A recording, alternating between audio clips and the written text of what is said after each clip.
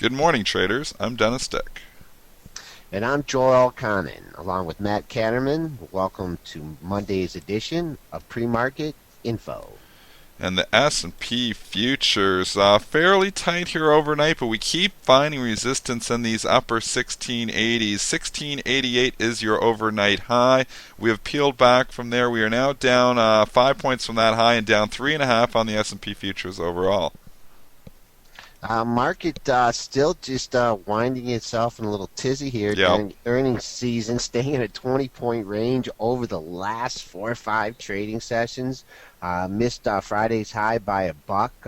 No major support until we get down to Thursdays and Fridays lows at 1670.50 to 71.75. But man, it just feels like we're going nowhere fast. The only thing is we did test that 1671. I know we took it out by a half a point, but that's not a takeout. That I don't consider that a takeout and then we'd bounce and close near the highs. So I think it was a good day for the market Friday. It was a good reversal day there. And if we take out this 1688 high here today, I know we're down 3 right now, but if we start marching here, later in the morning into the afternoon, take out the 1688, they're going to target that 1695 level again, Joel. Ex- Exactly. But it just said we're just stuck here. But no big earnings out or anything to get us going one direction or another. But we'll just have to see. Also, keep an eye that overnight low 1680.75. That'll be your first minor support point. What's gold doing here this morning? Because we got the GLD just slightly up, but what's the pre-market range look like here on the gold futures? What have we done here overnight? It's the same thing. Same thing, similar to what you have going on in the S&Ps Consolidation. here. You just had, consolidation. Gold is now trading near the upper end of like a 4 or 5 day trading range. We sniffed the 1350 level, backed off a few times. Have not been able to crack 1300. Now we're trading. Well, we're trading above the middle here, which would be 13 and a quarter. But we're looking at yesterday's high, I believe, was right up in the 1338 area as well. Friday's high, 1340.50. Thursday's high, 1337.50. We've hit 1338.10 here in the pre-market. So major resistance there. If we get through there, get a chance to test the high of the recent move at 1348.70. Yeah, that 1350 number, I'll call 1348.70. I'll call that 1350. That's my bogey on that too. If gold futures start to take out that, I'm going to start getting interested here again. Until it takes that out, though, I'm a little bit skeptical, but I think it could. I think it could eventually move up. It takes out the 1350. I think it opens up though. So that's the number I'm looking at if I want to initiate maybe a position here in gold. And now you're looking at the crude futures, and there's been a big 104 level. Hey, Joel, you were talking in the pre-market with me. It's 3 or 4 times we've been down here in this 104 area, and we keep bouncing. Yeah, I guess I should have got up at 5 o'clock this morning to buy it at 104. It went down there again. Here's the last 3 highs in crude. Or lows, excuse me. 104.08, 103.90. You got the 103.87 in today's session. And then if you go back a little bit farther to the middle of July, you had a low at 103.85, 103.73, and 103.67. So how many times can you bounce off that level before it cracks it? Got to be using this support. Hit it again today. Now we're just kind of drifting back up in the 105 handle. Really, to find major resistance here, you would have to go up to Thursdays and Fridays highs between 105.63 and 105.87. So just like the gold and the S&Ps, you're getting consolidation here in the crude as well, and very defined support and resistance levels. Yeah, and if this market it's this quiet during earnings season, I don't know what. I know we have Fed meeting here, but we're in the middle of earnings season. Usually we get a little bit more volatility. I'm scared for those traders because traders love volatility. I'm scared when we get out of earnings season if we're just going to sit there and basically trade back and forth and nickel ranges on these, and obviously a couple point ranges on these futures because that's the dry day, dog days of summer we used to always call that when nothing's happening. But we are in earnings season and there's still not much happening, so kind of a scary thought when we come out of earnings season. Matt, are you kicking around? Because we did have a few mergers here this morning, and maybe Matt Kahneman here can come on and just give us a quick update on what's happened here over the weekend. Absolutely. It's Merger Monday in the markets here. I mean, we'll start with the big deal that was announced Sunday. Omnicom and Publicis, they're combining in a merger of equals, 50-50 ownership amongst both the U.S. and French owners. And that's going to be a company with a market cap of $35 billion. So Wow. that is not a small deal. They had combined revenue of 22.7 billion last year. So big deal in the media space. And you had Sir Martin Sorrell this morning on Bloomberg saying the deal doesn't add up. He's the head of WPP, which is the big media company in the UK. So maybe he's talking his own book, or maybe he's serious here. But there's going to be a lot of regulatory issues in this deal, so we'll see what happens. The shareholders Uh, are sure loving it because Omnicom here trading up almost $4 on this deal here. OMC making a new 52-week high off of this as well, so they're liking it at Omnicom. What else we yeah, I got there, mean, Matt? so Saks being bought out was rumored, and this morning it was confirmed. Hudson Bay, the Canadian company, HBC on the Toronto Stock Exchange, buying Saks for $16 a share. So now that's the owner of Lord and Taylor coming together with the owner of Saks. Oh wow. And $16. It's trading 15.88 right now, so 12 cents under. It's an all cash deal, so that's just 12 cents under that merger price. So your ARBs will just come in there now. Basically, it'll trade in a 2 cent range probably until just slowly just up to 16 and gets taken out. But like you said, this has been rumored here, Saks to get acquired for how long there, Matt? We've been talking about this, I feel like, for the last few months. Yeah, at least that. And then was there an Elon deal or something too in There Paraguay? was an Elon deal. Perigo, Michigan-based, buying Elon for an $8.6 billion deal. Elon shareholders will get $6.25 in cash and about 7/100ths of a new share of Perigo. It's about 16.50 a share. That's what it's adding up to when you go in. And Elon is trading up here this morning on the deal up at 16.02. It closed to 14.93. So a nice lift here for Elon. Perigo is actually selling off. PRGO is the symbol on Perigo. It's trading down just about $3, $2.50 on this deal. The actual number, so yeah, 625 in cash, and if you merge your herbs, want to know, it's 0.076736 shares of Perigo. So if you want to write that, 0.076736, because I know we got some of those guys that like to trade those two companies and to do those merger arbs against each other. So that's your ratio there on the Elon Perigo. Matt, is that all we got there for the major companies there this morning? Yeah, there was a bunch of smaller deals, but those were the three big ones people should watch out for. Okay, Matt, we really appreciate the update there, and thanks a lot. And we'll talk with you again soon. Just taking a quick look at this Perigo chart here. It is trading down in the pre-market $3, but just want to target this whole 129 level. You had multiple lows between 128.92, 129.13, 129.11. So if anybody took this home short, looking for a further decline off, I believe that's probably an all-time high here. Just keep an eye on the 129 level. That Perigo stock has just been marching. I'm kind of interested in that Elon Perigo. I've got Elon in my investment portfolio. One of my companies there that I've just had for a long time. I bought it back. I actually think I bought this back in the financial crisis or somewhere there 4 or 5 years ago. And obviously it's trading up here now, so I'm looking and just interested if I'm going to end up holding the stock myself through this merger and getting shares of Perigo, or if I'm just going to dump Elon. I'll have to analyze it a little bit back, when I've got a little more time to actually sit down and figure out if I want to own Perigo or not in my investment portfolio. As a trade, it looks like it's been marching though. This stock has been on fire. Obviously pulling back here this morning on 285,000 shares. Just probably that's typically what happens. Is usually when you see the acquirer, they usually go down. The acquiree obviously goes up. And that's typically what happens. In the last year, we've seen both companies sometimes rallying, which is sometimes ridiculous. But I guess if they like the synergies between the two, you can see both companies rally. But So Perico pulling what are you back. going to look at? What are you going to look at when you analyze? I mean, are you going to look at the balance sheet on the Perigo? Or are you going to look at it from a price I'll probably look perspective? at a little Or bit of everything. When I'm trading, I don't really do any like balance sheet stuff or fundamental stuff. That's trading. It's a little bit different. When I'm investing, that's when I go and I'll actually look, at the company's history of earnings, look at, what their major, drugs are going forward, looking at all different little things there, looking at how, I think this Elon's going to work with it too. So those are the stuff that I'll analyze, but that's a total different animal than trading. When trading, we're usually using technicals. As a trader, I usually try to almost avoid fundamentals to a certain extent. obviously we trade them after the earnings, but I don't like to hold companies going into earnings, banking that I've done better fundamental analysis than the next guy, because it's a tricky game when you're starting getting into fundamentals. But technicals, that's how I've made my living all these years, and the technicals can work as long as there's obviously not fundamentals pushing the stocks around.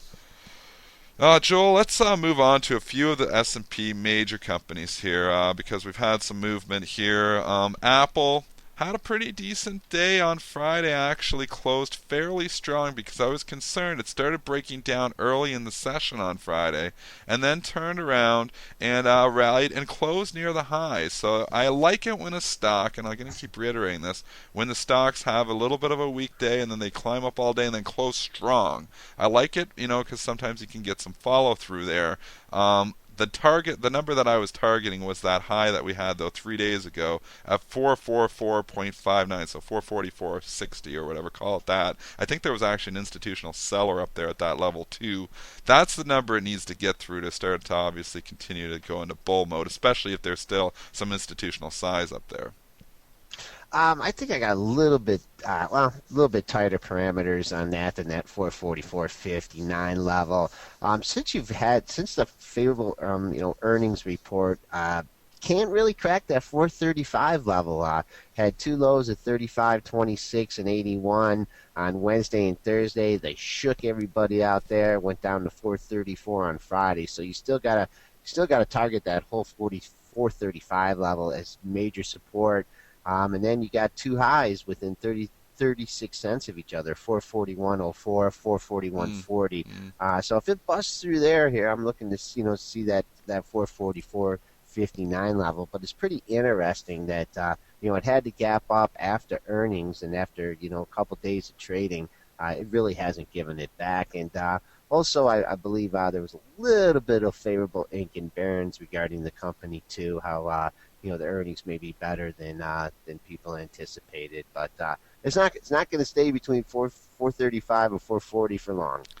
Just talking about the level specifically, I just want to make a point here because we talk about support and we talk about resistance a lot, and obviously, there's different ways to play levels off of that, which we've explained a little bit in the past. Something I like to use your levels for, Joel, that you give out, and obviously, some of the levels that we find is when you find those little pockets of air.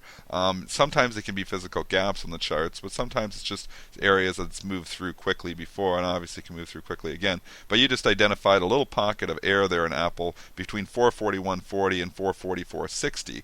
So if it gets above 441.40, starts trading 441.50, there's a lot of air between there. So that means, you might even want to try to play that air a little bit, and, it's a potential to try along up to the 444.60. Obviously, you need to know where your levels are. It's always risk return, but those little pockets of air are sometimes a great way to play these levels, like in between, where you have two significant numbers. Yeah, and in the pre-market here, 440, it's bounced off that a few times. So if you're playing a breakout of the double top here and you want to try and buy it on the cheap here, looks like 440. Someone's been stepping up to buy it here so far in the pre-market. And that could be a level where you say, look, if I'm going to take a shot at this thing breaking through that 441.40 number you were talking about, if it pulled back to 440, maybe I say, okay, that's my stop out. That's where I'm getting out. You should always, when you're trading, obviously have those mental stop numbers where usually when I enter a trade, I know where I'm getting out before I enter the trade. I want to have my risk defined because that's how a trade can get really ugly and destroy your day or your week or your month, is when you just let it go and you don't know where you're getting out of the trade. So that's what trading's all about. It's all about risk parameters. Joel, let's look at a couple other ones in the Big Ten here. I know you got Google up there right now. We may as well talk about it. Obviously, the 900 level didn't hold. It broke down there 2 days ago on Thursday. Had kind of a quiet session on Friday, only a 7-point range, but didn't find really any support because it continued to slowly break down there again. What do you think's in store for Google here today? I think it's you had the first run up from 880 to 920, and it took a couple weeks to do that, and then the earnings sell off. It recouped almost that in 2 days. That was a little bit much, but you are coming back down to the low on the earnings day at 875.61. You're still 9 points away from there, but that's your major support level. I think you take out that 875 here, and I think you could be in for a little bit more of a slide in Google, perhaps down to the 850 level. The other company that a lot of people are interested here is probably Facebook here again. Obviously, we had the ridiculous run up there on Thursday and Friday. It had a little bit of an inside day. Surprise, surprise, when a stock has a crazy range like that. If you do look, we topped out at 34.88 on the Thursday, and then we topped out at 34.73 on the Friday. Do you think a technician might come in and looking at that as a potential double top? Yeah, you got to figure some size kicking around here. 35. 35 2, Yeah. yeah. Barron's tried to eat a little crow on that one, but they're still, saying at this level, it's fully valued, and it's going to be hard for them to have further gains and have another blockbuster earnings report. 33.56. You're right. You did have an inside day there yesterday.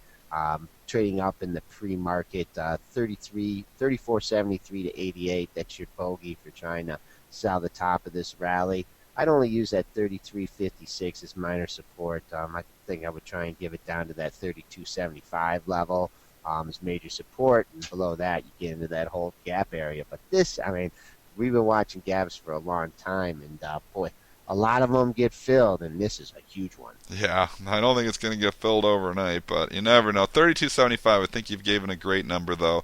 That's the number the stock needs to stay above for the bulls to still keep control of the stock. You don't want to start seeing a cascade through 32.75. But we are up 20 cents here on a day that the market's down 3.5. So it looks like Facebook still has some pretty decent relative strength, and it's traded almost 500,000 shares here this morning. So still a lot of interest in this security. Moving on here, J.P. Morgan. We haven't talked about the banks for quite a while, so just want to highlight it did kind of start breaking down on Friday. Some of the other banks were a little bit weaker there too. We actually started breaking down on Thursday, and we just kind of continued to break down. And through the 56 handle on Friday, we did close above 56 at 56.05. We are trading just at 56 right now on light volume. Do you think these financials are going to start to show a little bit of support here somewhere, or what do you think's in store? It was weird. I was looking at the levels in that stock over the weekend, and it was funny. It closed right on its high tick on Thursday at 56.50. Opened up considerably lower and ended up trading down on the day to 55.60, closing back at the 56 level. You've had two lower highs in the stock after making that 56.93 highs. So sure starting to look like it's starting to tire a little bit. Would not get overly concerned until you took out the 55.49 level. That was the low on July 18th, and that was only 11 cents a low from the low on Friday. So major support at that 55.50 level for J.P. Morgan. Looking at another big gun, General Electric, which is GE, obviously had the earnings report, which popped it up just under 25 bucks, topped out at 24.95. We talked about the huge institutional seller at 25, which it did not take out. Now for 2-3 days after that, it tried to get back into the 90s, but was just fought back down.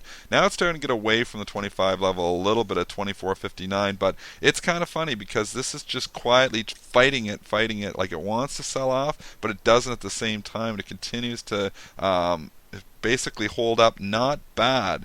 Obviously, if it gets back up into that 24.95, 25 area, if it could take out 25, I think it'd be off to the races. But that's what's really giving it trouble here now. And every time it gets into the 24.80s, it just sells back off.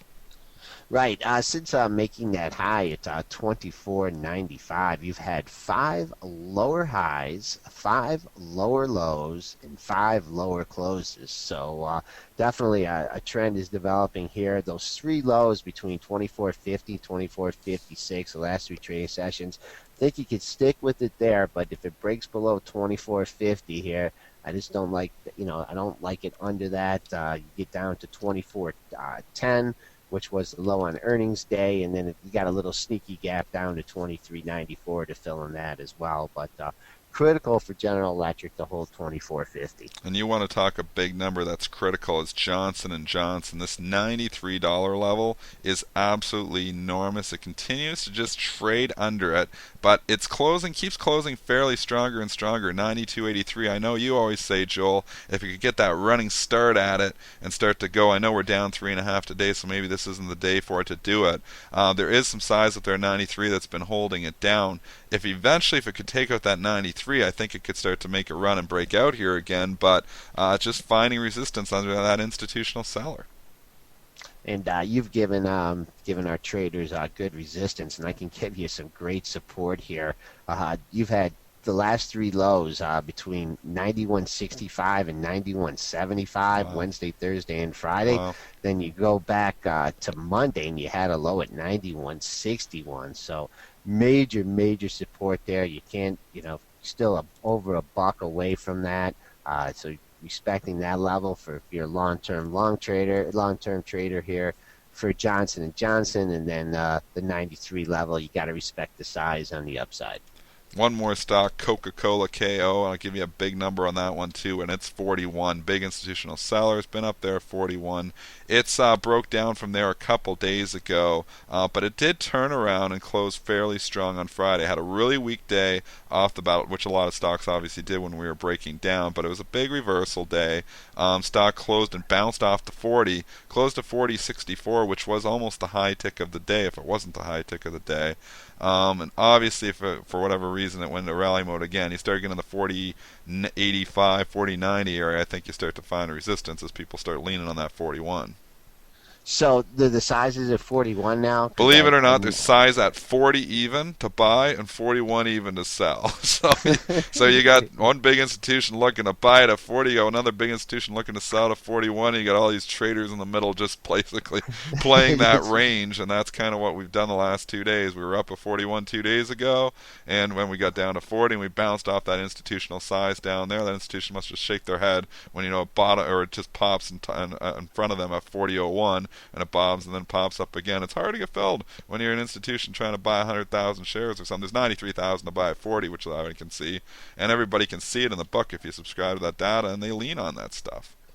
Yeah, someone's definitely stepped down here. You did have five highs between 41.07 and 41.14. Going back, taking out Thursday and Friday, and then we've declined there. So perhaps someone's brought their offer down. Maybe they figured they'd let it float above 41 for a few days, and just try and pick people off above that level. And now they're coming back to settle down at the 41 level. So we'll keep an eye on that. Friday's high was 40.65, so we're only trading 7 cents away from that. So opening up into a little bit of resistance as well. But Dennis, before we close the show, I mean, we're talking about all these resistance points and stocks, running into trouble here.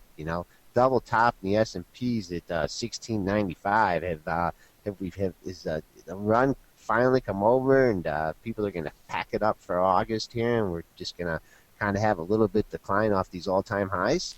I think it's a tough call because obviously you have earnings that are going to maybe push the stocks around here too. I think the 1695 obviously is going to be an area of major resistance. If we get up the next 12 points for whatever reason the next day or two, you're going to find resistance there again. A lot of people felt, we were making the run for 1700. We obviously didn't. We put almost the triple top in at 1695. So that area does have a lot of relevance. We're 12 points away from there. I keep thinking if we get above that 1688 high today, they'll try to push it up to that level, maybe close it strong, maybe take it out tomorrow. But with the Fed and everything, I think there's a Fed meeting later this week if I'm not. So, Yep. so obviously that can give you a little bit of muted activity in overall market because everybody wants to know what's going to be said there. So you could see a couple of quiet days here ahead of that. But if they can get it up there and press it through at 1695, we'd be off to the races. But I think you're right. I think you're going to see resistance up there if we climb up another 10 or 12 points. Okay, and instead of trying to pick a top, which I'm so known to do here, instead I'll just look at the 1671 level until we close below that. You still got to figure that the rally's still intact here. But I think you get it close below 1671 here, and then you could easily migrate down to the 1650 level and beyond. Major support, major resistance, well Yep. defined there. 1695 and 1671, and we are right in the middle. That's our show for today, guys. Have a great trading session, and we'll be back at you with some Merck and Pfizer earnings tomorrow.